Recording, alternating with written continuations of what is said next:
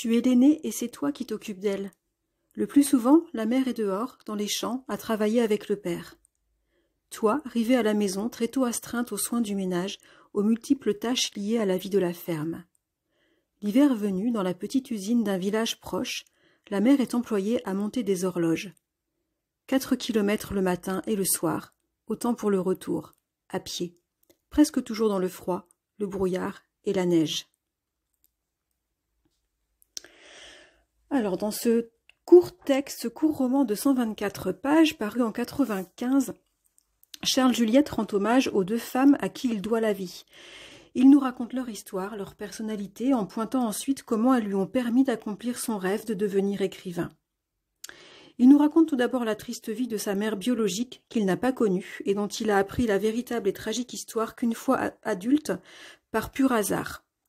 Sa mère biologique était l'aînée d'une famille de paysans qui a dû assurer toutes les corvées ménagères et prendre soin de ses sœurs, ses parents travaillant toute la journée à la ferme. Sans affection, sans écoute, elle a dû jeter à la poubelle ses rêves d'études, son besoin d'apprendre, de lecture, de culture et toute expression intime. Seule et désespérée, elle écrivait ses pensées sur des bouts de papier pour se parler à elle-même. L'auteur n'apprendra ce fait qu'une fois adulte, lui-même étonnamment engagé dans le métier d'écrivain. Cette mère biologique épousera un paysan frustre qui lui fera enfant sur enfant, la délaissant des semaines entières. Épuisée par les grossesses et l'éducation des petits, seule, elle tombera dans une dépression profonde et sera internée en hôpital psychiatrique 1 mois après la naissance de l'auteur. Elle y décédera de faim sous l'occupation allemande, atroce procédé imaginé pour éliminer les personnes atteintes de troubles psychiques. Le récit de vie de cette femme est très difficile. Environ 40 000 personnes sont ainsi décédées en France durant la Seconde Guerre mondiale. Et puis l'auteur nous raconte la mère qu'il a connue, qu'il a sauvée, la mère d'adoption, paysanne également, femme travailleuse, joyeuse, heureuse en ménage, qui bien que déjà mère de famille nombreuse, le recueillera et l'élèvera avec amour et attention, le considérant comme son propre fils. Une femme simple et lumineuse qui lui donnera le goût de la vie. Et pour finir, l'auteur nous raconte brièvement son parcours, son enfance paysanne, l'école militaire où il a pu être sélectionné, les études de médecine abandonnées et le long cheminement vers le métier d'écrivain.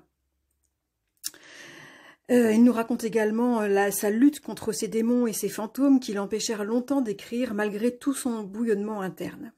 Le combat personnel est seul contre la dépression et puis la délivrance, l'ouverture à soi-même sans retenue, celle que n'aura pas eu la chance de connaître sa mère biologique.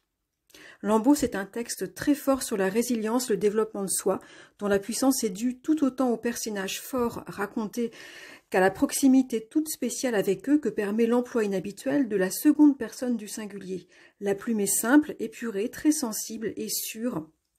Tout ça, ça renforce le récit, un récit très percutant qui touche aux fondamentaux de la construction du psychisme.